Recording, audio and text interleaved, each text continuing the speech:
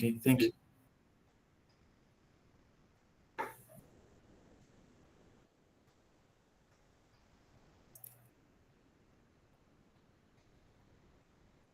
I think the team from the perovskite, the experimental perovskite team is, I was waiting all of them here. It's okay. Good.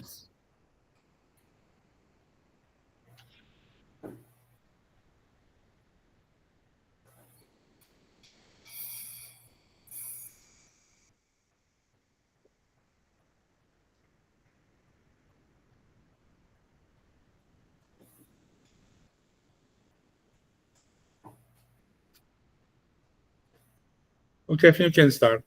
Okay, good morning for everyone.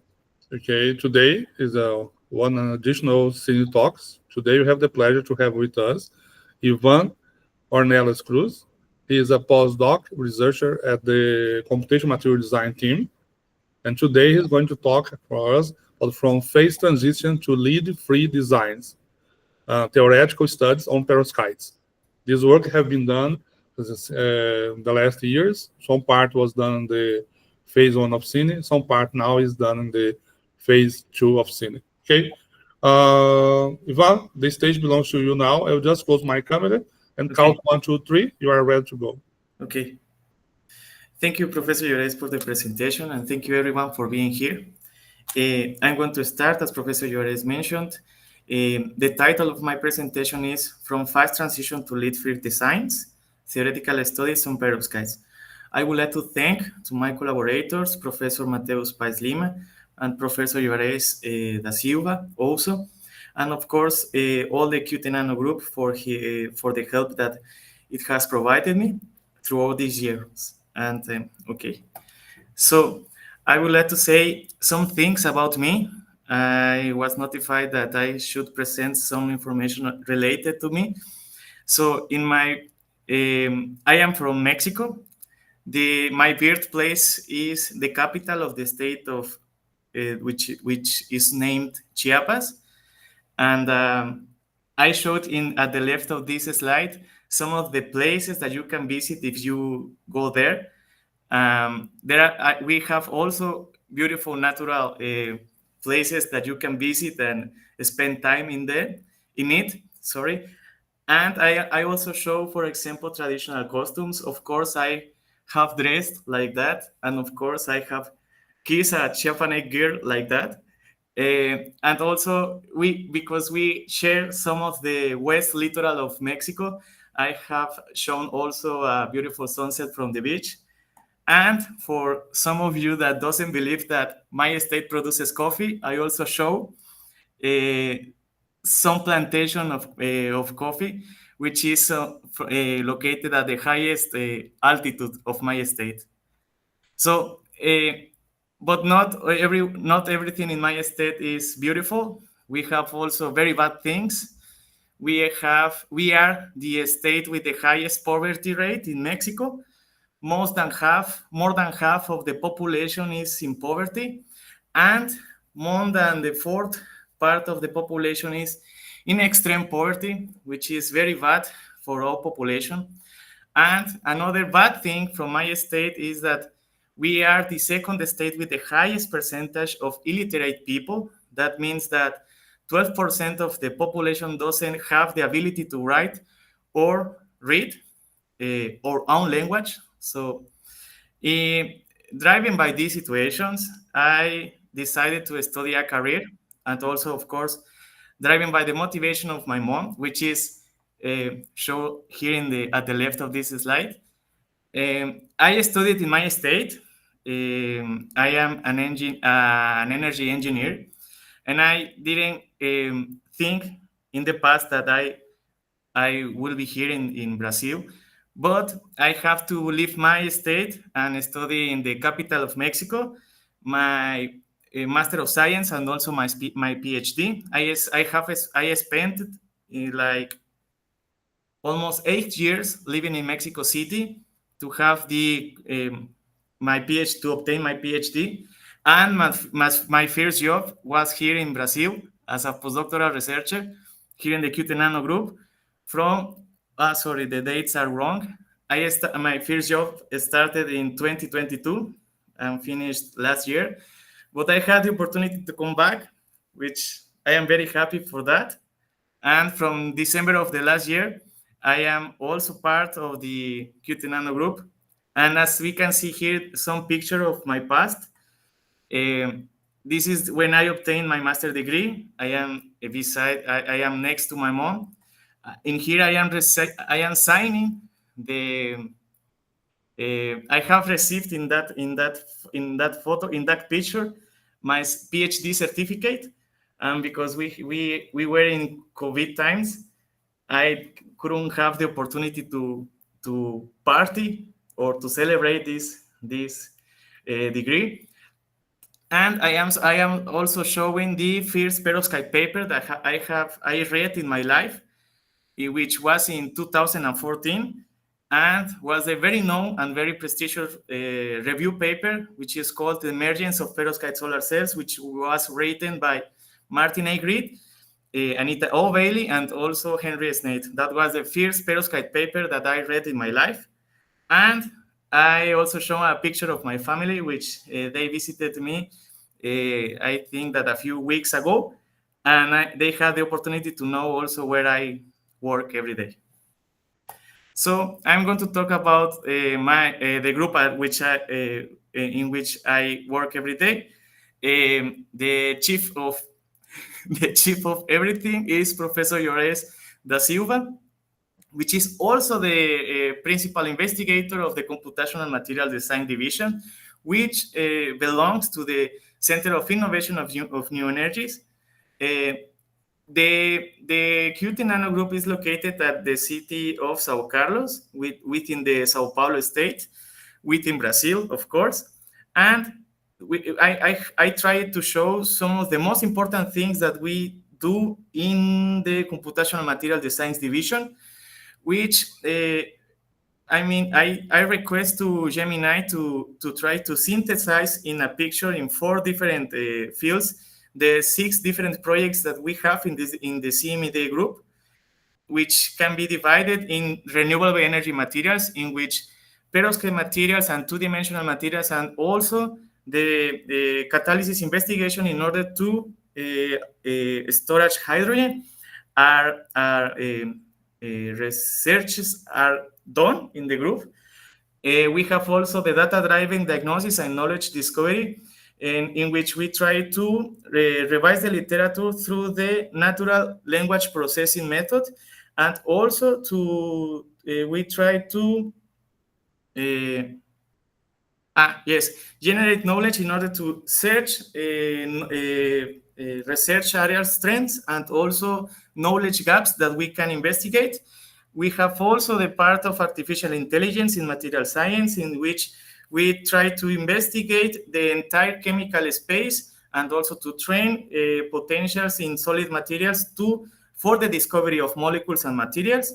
And we have also the energy storage systems in which molecular dynamics is applied in order to investigate batteries. Okay, so I'm going to start with the perovskite field. This is as you already know from the past and from the perovskite people, we have the famous Goldmich tolerance factor, and we have also the octahedral factor. What I try to show with these 2 parameters is that it is possible to empirically predict the formation of the perovskite material, but we are interested in the compounds where we have in the B side of the perovskite materials, which in this case is shown in blue, divalent metals. We have in the S side cation of the perovskite materials, which in this case is highlighted in green, in which we can place rubidium, cesium, methylammonium, and formamidinium. We have to have in this place monovalent cations, and in the X side of the perovskite materials, we need to have a halogen that could be chlorine, bromine, or iodine. Okay, so if we try to mix all different possibilities, we are able to predict if that particular three compound could crystallize in a perovskite material. So the reason behind that is because the perovskite materials is most the structure, the crystal structure with the highest potential for photovoltaic applications.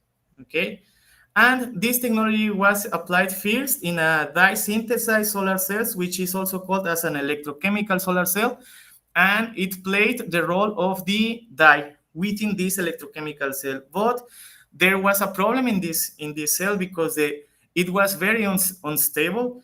It was very difficult to characterize because the dye interacted with the electrolyte and degrades in a few minutes. So the problem was resolved by trying with another architecture in which a layer of perovskite is deposited above a compact tin dioxide and also a layer of mesoporous tin dioxide in a NIP configuration.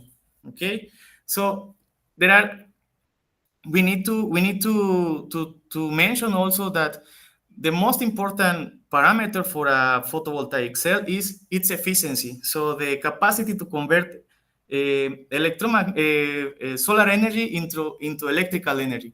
So as we can see here in the table, the perovskite technology can compete with crystalline silicon technology at the laboratory level. But as we increase the active area of the solar cells, I mean, if we pass from solar cells to panels, solar panels, we can see that this efficiency cannot maintain along the increment of the active area. So that is a problem, and that gives us the opportunity to still continue researching how to improve this technology. So one of the problems, or the main two problems that we face within these materials, is the intrinsic instability. I mean, it can degrade with everything. If the material interacts with water, with oxygen, and with the atmospheres, it can degrade itself. If the material is stimulated also with light, with temperature, and with an electric field, it can degrade. So it is a problem because one of the most important things of a solar cell is that has to endure through time. So we need to produce solar photovoltaic energy with a long period of time. So we need to make this technology more stable. So another problem is the toxicity. So because it degrades and it passes from a perovskite structure to the initial agents, we have the possibility to be exposed to lead species. So if that happens, it can damage some of the most important parts of our body. I mean, it can be located, the lead species can be located in our veins, in our liver, in our kidneys, and also in our nervous systems. And of course, because of the size of the lead, with a number of oxidation of 2+, which is the same oxidation that calcium has, so it can substitute calcium within our skeletal system. So that is a big problem. So because of that, the QT Nano group have explored different areas within the perovskite solar cells field. And some of those areas are the compositional, energetic, and substitutional doping, because through this approach, we can improve the stability of the material and we can enhance its properties. Also, the structural phase behavior and lattice distortions, because the distortion and also the change of phase can influence negatively in the photovoltaic properties. Also, we have studied optoelectronic and excitonic property modulation, because we have heavy metals, and the correct study or the correct methodology on studying these materials is extremely important in order to do a correct characterization of them. So, and also we have studied surface and interface passivation mechanisms, because in the literature you can find that some passivation schemes can improve the photovoltaic properties of this material. So at atomic level, we try to study what happens within the passive bands and the perovskite surface. So I'm going to show three different research projects that we have developed in the group.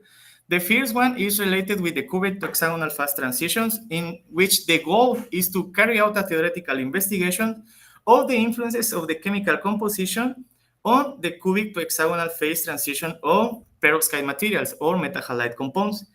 We studied also some organic and inorganic perovskite alloys, in which the chemical compositions is very complex, and I think that it is one of the very first theoretical studies in this field, in which a complex perovskite alloy was studied, and the goal was to elucidate the structural, energetic, and electronic properties of such compound as a function of the halogen concentration.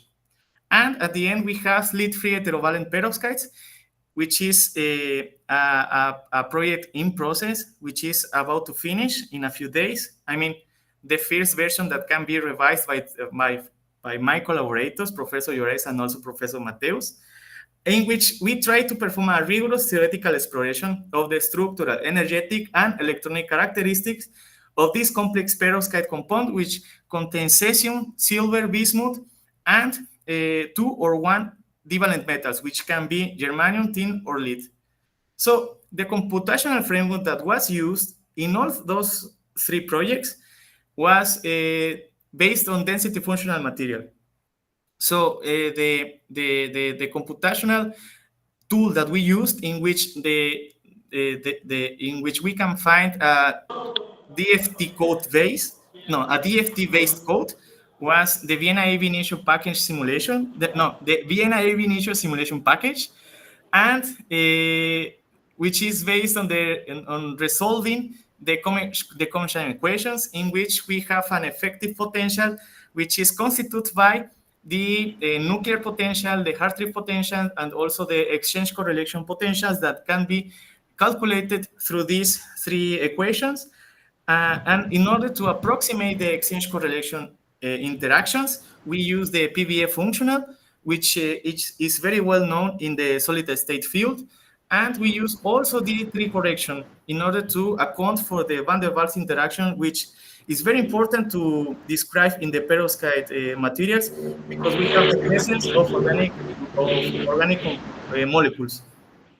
And the electrons were treated through the PAW method, the PAW method, sorry, in which we have in which a effective radius is defined, in which outside this effective radius we have plane waves, and inside of this effective radius we have orbitals, yes, atomic orbitals. And we need to define projectors in order to make the correct description from one area to another, to the other area of the space. So I'm going to start with the cubic to hexagonal fast transition. At the left, we have the work that was used as reference to start this project, which is a work developed by Chen and co-workers, in which they studied the fast transition from cubic to hexagonal of the formamidinium lead iodine. And as we can see, we have two plots. As a function, we have the crystal fast, the crystal fast as a function of the temperature, and as we can see, we only can obtain the cubic perovskite structure at higher temperatures. And even if we reduce the temperature in order to trap the cubic perovskite, we cannot do that, because we are going to obtain three different phases, two hexagonal ones and one cubic fast, in which the presence of having hexagonal phase is going to damage the photovoltaic performance of the material. So, and as we can see, we have these two different phases, and they try to model these fast transitions through different distorted structures, and they found an energy barrier of about 0.6 electron volts. So the main goal, the first goal of the project was to reproduce the data from Chen And we changed our method. We changed the methodology because we were very interested in finding the equilibrium volume of each transition structure. So in order to see how finding the equilibrium volume can change the energy barrier. And also we implement the van der Waals correction because of the presence of formamidinium molecules. And as we can see, the shape of the energy path transition is very similar. With only a small change of the energy barrier because of the curve that we find is constituted by structures at equilibrium volume. So the main results that we found are divided in three in this slide. In the first part, we have the relative energies. We have also the effective coordination number of leads, and we have the fundamental gap. But I'm going to start with the relative energies. The two main results that we have found in this project was that the energy, regardless of the halogen, the energy barrier increases as the volume of the Si cation decreases. That means from passing from cesium to formamidinium, this energy barrier decreases, so it becomes more accessible as we change from cesium to formamidinium. And the same happened, but when we increase the mass of the halogen, that means if we pass from chlorine to iodine, that energy barrier is reduced also.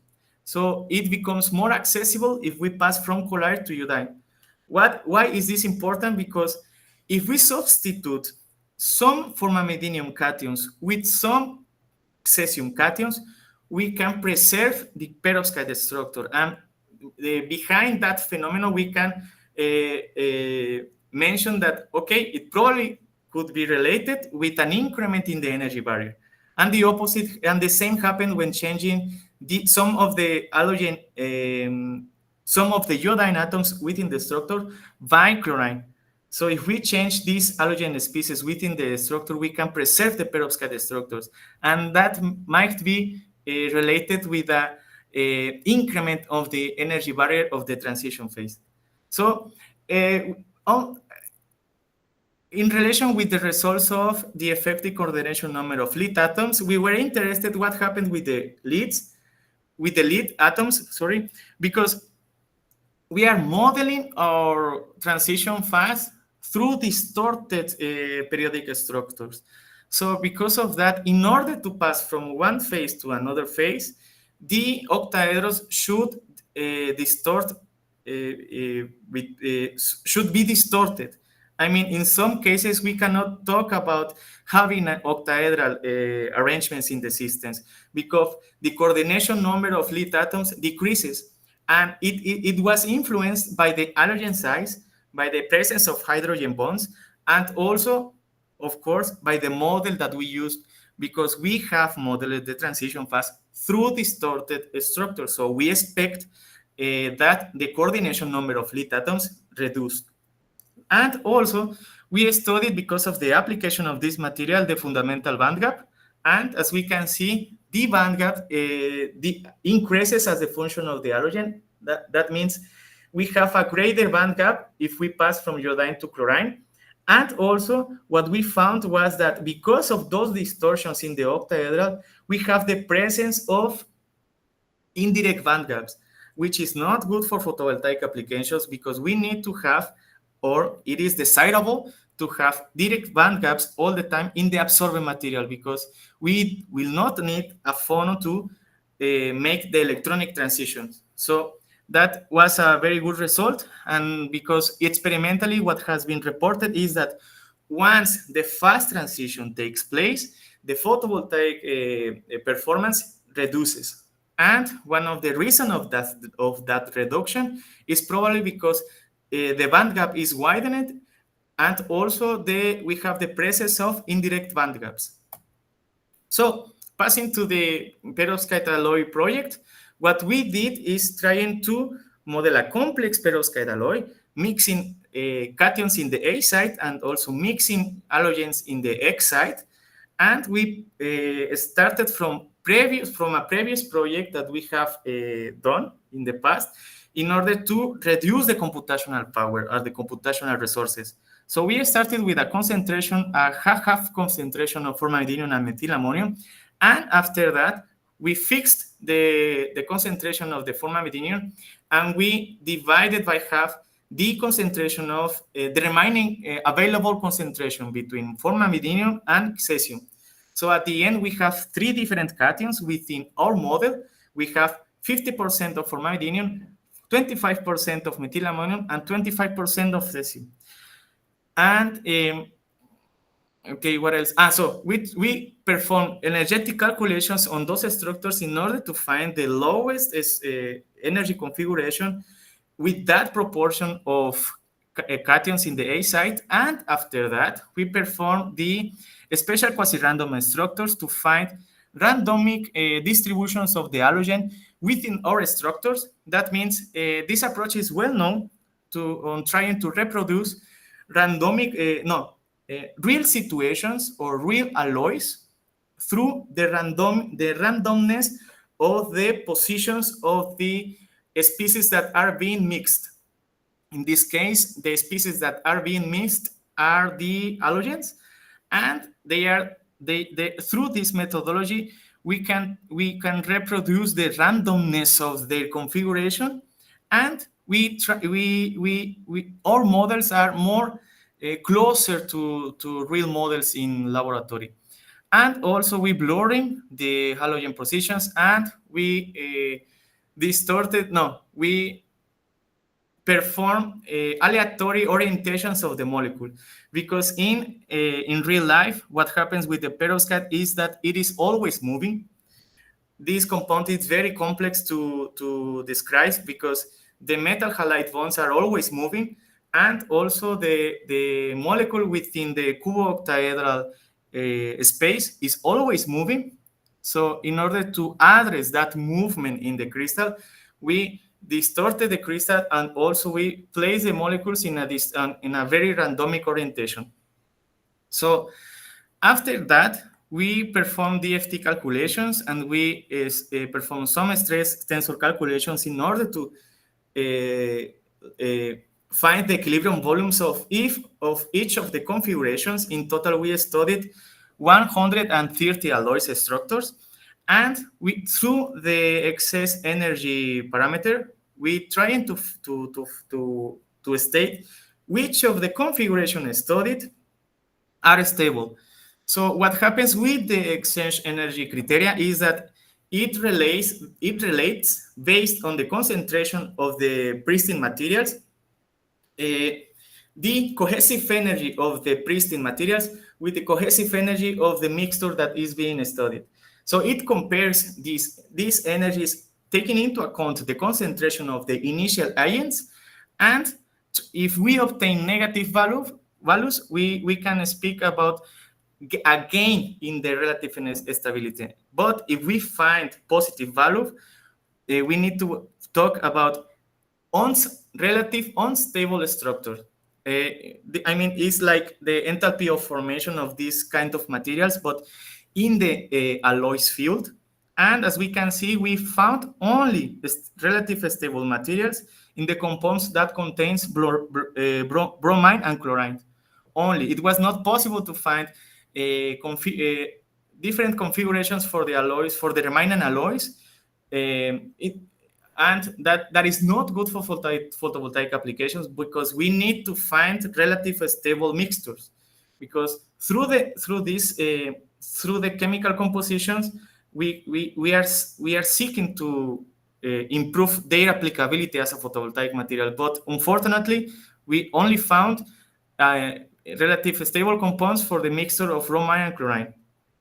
And through the generalized quasi-chemical approximation, we take into consideration temperature effects and to see what happens with the relative stability of these compounds.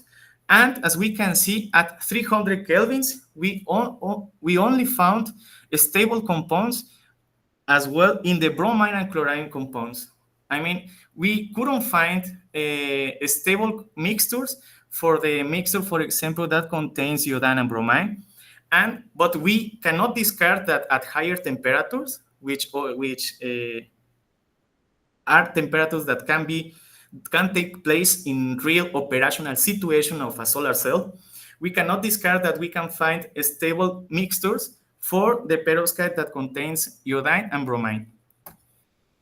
So we calculated also the photoelectronic properties of these compounds. So one of the goals when you are studying alloys is to give the correct description of the band gap. So if we are dealing with imaginary alloys, that means unrealistic models, we are going to find that this energy band gap variation is going to be linear.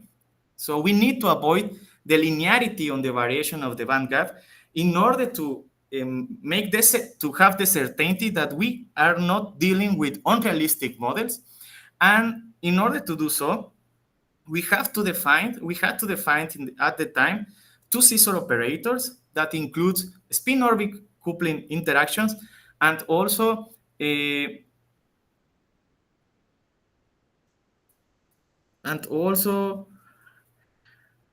Hartree-Fock exchange correlation effects through the hybrid functional HSE06. So both of these interactions are very important on the description of the band gap of realistic systems because we have lead, and lead have very strong spin orbit coupling effects. So we found that the band gap calculated at this level of theory, that means at DFT, PVE plus D3 plus the scissor operator level of theory, we found the correct or the expected bowing tendency for these compounds. I mean, the bowing parameter, which is embedded in this quadratic function, try to describe the curve of the variation of the energy band gap. So it could be upwards curve or a downwards curve. It depends on the value of the bowing parameter. So the correct description of this or the expected bowing variation based on the mixtures that we studied was only obtained through the employment of the scissor operator. So that was a very good result because if we use only PVE plus D3, if we use only PVE plus D3 plus SOCI, or if we use only the hybrid functional, we cannot reproduce the expected bowing parameter. So that was a very good result from this study. And because we cannot forget the application of these compounds, we picked up this calculated band gap, and we use the shock equalizer limit in which only radiative recombination process are taken into account, which is a very ideal situation. We calculated the maximum expected efficiency if we use this material as an absorber in a single junction solar cell.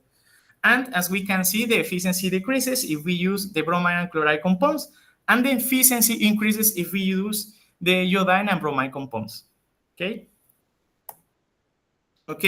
So we have also this project that it is about to finish.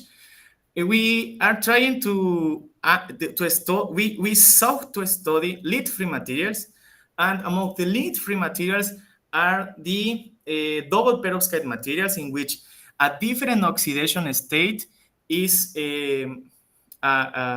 placing in the B site of the perovskite, and because of that, because we don't have a unique species in the B site, we have two different species in the B site.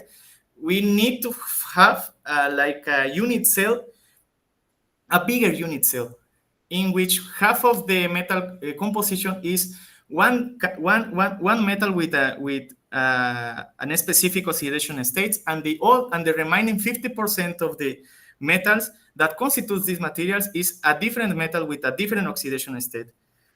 So the main problem with this material is that the efficiency cannot be compared with the lead-based perovskites. I mean, the lead-based perovskites are the champions of this league. And the double perovskite materials, at least it can produce like 4% of efficiency, which cannot be compared with the 26% of efficiency of the lead-based compounds. So, in order to improve such a poor photovoltaic performance, we try to mix the double perovskite compound with divalent perovskite compounds. I mean, but in order to do so, we took into consideration the oxidational state of the species. So we found that there has to be specific conditions for the metal concentrations because of the oxidation state of the metals. So we had to ensure in each case, in each composition, that we have the neutrality on the compound. So based on, I have shown here two different chemical equations, one based on the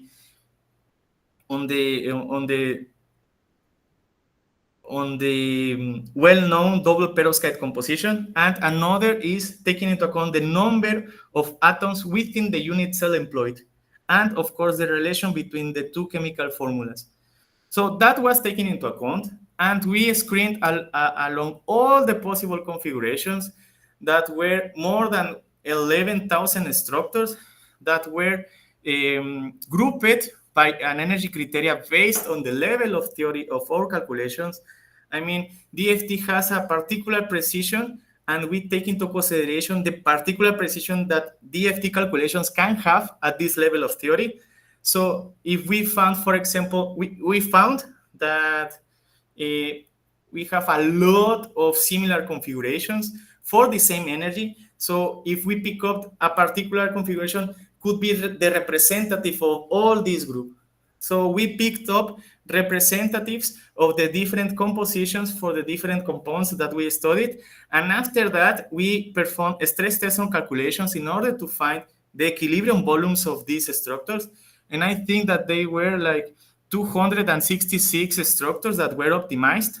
And what we found was surprising, because all of the structures that were optimized are between a very small energy range, which means that it could be accessible by temperature effects, and we can have different crystal structure configurations in the sample.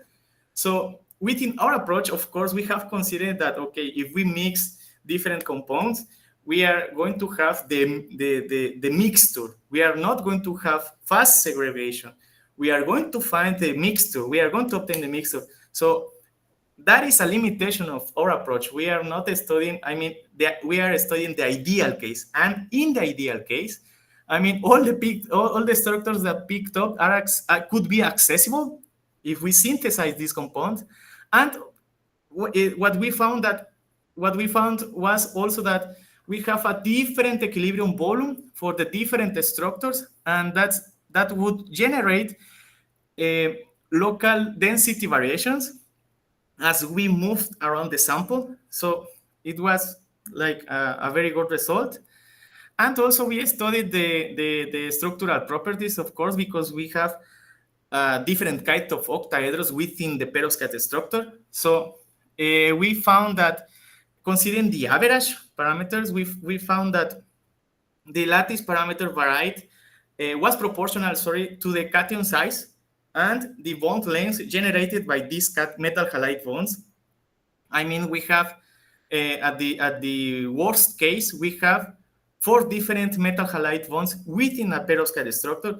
So we took into account the average of these bond lengths, and though that average can describe the variation of the lattice parameter. So as we can see, because lead is the greater metal among all of the metals studied, we have the greatest lattice parameter in lead-based perovskites and the lowest parameters in germanium-based in this kind of mixtures, which could be related to the fact that germanium can create short and long metal halide bonds. So that is another complex story that could be found in the future in the paper.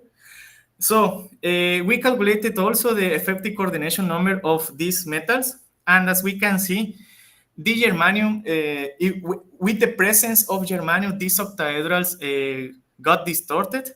So it is not beneficial for the system because we prefer the perovskite structure and the ideal one. If we have the ideal one, it is better for us.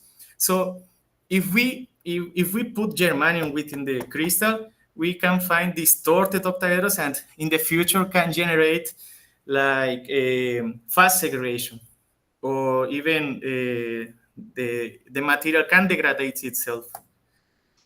So we also perform a similar energetic analysis. I mean, we calculated also the excess energy of the lowest energy configuration, and none of the studied mixtures obtained a negative energy. So that means that none of them gain energy if we perform that chemical reactions related when comparing the energies of the cohesive energy of the pristine materials based on the quantity of these pristine materials within the mixture, and we subtracted that energy from the mixture, the cohesive energy of the mixtures at tissue. We found that there is no lower energy gain, or there is no gain in energy. At best, we have these compounds in purple, which were the most stable ones, but I mean, they could be considered unstable, relative unstable, but I mean, they were the ones with the lowest excess energy. And trying to give a better, a more profound description of what happens with the bonds, we calculated the cumulative integrated crystal orbital Hamilton population in order to observe what happens with the covalent interactions within the crystal. And as we can see, the covalent interactions decreased as we move to silver and bismuth. That means that the presence of silver reduces the covalent interactions due to the oxidation state of this element. And finally, the presence of having a divalent metal is benefited the photovoltaic application because the band gap was reduced to an ideal range in which the photovoltaic efficiency could be improved. And that was possible because of the approximation that we used based on previous experience, which is good. And in order to end my presentation, I can say that we find that the chemical composition of the perovskite material can influence in the energy barrier that is the energy cost when passing from cubic to hexagonal phase. Also, the octahedral distortions are not beneficial to the photovoltaic applications in this case. When we have bromine and chlorine mixtures, we obtain the highest thermodynamic efficiency, but they were the compounds with the lowest expected power conversion efficiency in a solar cell. And also, in the last study, we found that there is a narrow energy distribution of the configuration of the different possible configuration for the same composition. And that means that we have a high structural flexibility, and the dimensions of the unit cell are driven by the cations, metal cation size, and also by the octahedral distortions. And the presence of divalent metals in double perovskite compounds improves the photovoltaic applications, even for small concentrations of divalent metals. So that's it. Thank you for your attention, and I am open to questions. Thank you. Okay, thank you very much for the very deep insight talk, Ivan. Now the talk is open for questions. You can add them on the chat, or also can open your microphone directly and then make your question, please. Feel free to put the microphone and make the question. Mauricio Marcelinho. Hi, Ivan. Thanks for the presentation. So I think I have maybe two questions. The first of them is, so you calculated this crystal orbital Hamilton population, but I was wondering, for example, for this class of materials, what would you expect in principle? Because when you calculate the crystal orbital Hamilton population, you are also calculating the energy of the covalent bonds, but for this class of materials, you expect that your bonds are more covalent or ionic or a mix of these two possibilities. I don't know, have you done, for example, other analysis to investigate this? Yes, thank you, Mauricio. See, yes, we expect. Okay, okay. In this type of materials, as we can see from the oxidation state from the lead is the ideal metal atoms are 6 coordinated. They have 6 metal halide bonds, but they don't have 6 electrons. So we expect more unique interaction. So some of the conclusions that we made is that the covalent energy attributed to the metal halide bonds cannot describe or cannot support entirely the relative stability of the lowest or the most stable configurations or for any structure, because we are missing the description of the ionic part. In fact, if we this is like the energy attributed to the covalent interaction is only a part of the total energy of the entire atomic interactions. So yes, we can give insights because we have the focus of this work was to give insights because we have different oxidation states, but we cannot, but we expect more ionic interactions because of the different oxidation states of the species. Okay, great. And how could you account, for example, for this ionic part, like similarly to the crystal orbital? Okay, one of the approximations is to take into consideration the Vader charges, for example, or the charges of the atomic sites, and through the electrostatic potential of periodic arrangement, we can approximate the ionic interaction. But it's just an approximation, and we can compare both energies found. But if we go entirely through the correct description, we need to subtract the covalent interaction to the DFT Hamiltonian, because we have a way of calculating the total DFT electronic energy. So we have to subtract that covalent part, and we can find the energy attributed to the remaining interactions. But you subtract the equivalent part from the crystal orbital Hamilton population, or other way? No, we only we only gave. Just excuse me. One question, we move to the next one, okay? Okay. Sure, thanks, Ivan. Thanks. Okay. Okay, good morning, everyone. Thanks for the presentation. It was really nice to see. Okay, I like to know about, for example, the first study you show about the cubic to hexagonal transition studies. And you showed that, for example, the distortion octahedra, you can have some interactive band gap. Could you please elaborate more about this result you showed? Okay, so we calculated the ECM for the different structures. Okay, the average ECM for the different structures, and the black dots, the black dots within the symbols, within the empty symbols in this graph, represent indirect band gaps.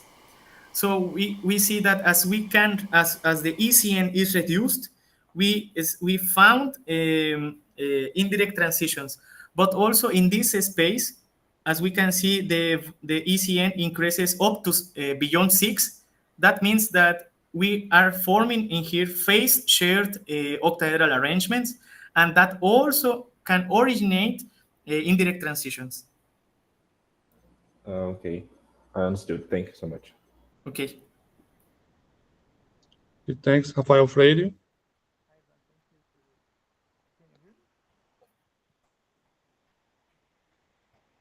We cannot hear from you, Rafael Freire.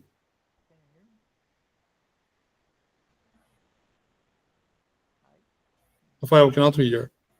Okay, move to Pradeep. The question after that, we come back to Rafael Freire. Pradeep, Nandi. Am I audible? Yes. Mm-hmm. Oh, okay, thank you, Ivan, for your insightful talk. So can you move to slide number 8? 8. Oh, okay. Okay. Can you elaborate a little bit what does mean by the excess energy? And it is found to be positive, although you have elaborated that none of the structure seems to be positive. That's why you were comparing the relative stability between the structures. So it has been found that the chlorine mixture has been found to be relatively stable with respect to iodine chlorine and iodine bromine. Is there any direct correlation between the sizes or the electronegativity or something else? Can you further elaborate, please? Okay. Yes. So okay. Yes. So we discussed that tendency of the relative stability of the alloys in the paper based on the electronegativity difference and also on the size difference. I mean, as we pass from the line in green to the line in blue, the difference in electronegativity increases, and that could be one of the reasons we have higher relative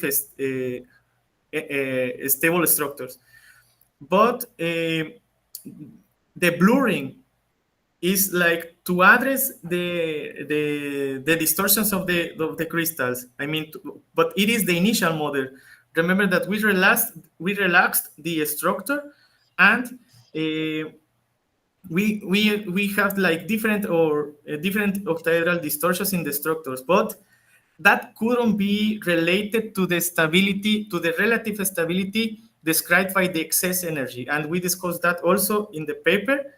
There is no we couldn't find a relation between those aspects, and the excess energy is like you take into consideration the concentration of the pristine materials, pristine. I mean, I know that we have a mixture in the ASAT cation, but we take into consideration the concentration, and we weight the energies of these pristine compounds and subtracted from the energy of the system that is being studied. But remember that the energies of periodic system can be given in terms of the cohesive energy. So that's the reason why we can relate also the cohesive energy in this equation. Okay, thank you very much, Ivan. Mm-hmm. Okay, you try, Rafael Freire. Hi, Ivan. Can you hear me now? Yes, thank you. Okay, thank you for the talk. My question is about slide 7. In your band gap, you have a periodic-like behavior in the last figure. Why is that? Is that there is any reason for that, or? Periodic behavior, like Yeah, this one you're passing your mouse. this, we have the same shape in the curves. Yes, because you have a. So there is a similar distortions between the metal halide octahedrons. Remember that. Okay. The model, the transition structures were the same.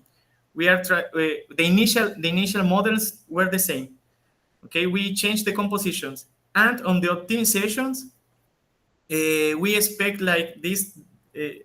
Of course, different chemical behaviors in the bonding, in the metal halide bondings, and between the species that are being substituted.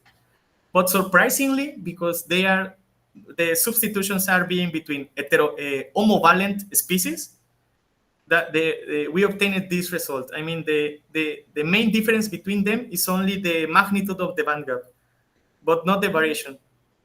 Okay, but okay. My question is about you have kind of same circles in your curves. I understand they are similar both for all the atoms, but you have kind of same circles.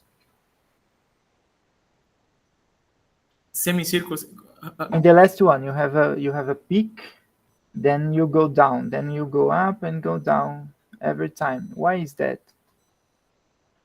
So I mean, it could be attributed because we have different structures with different distortions. I mean, if I think that is a reflection that reflects the limitation of our model.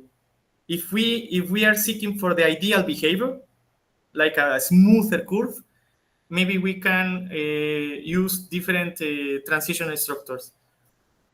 But I mean that since it is an approximation, maybe it could be related with that, with the model that we have used, and maybe we can seek further for the smoother behavior.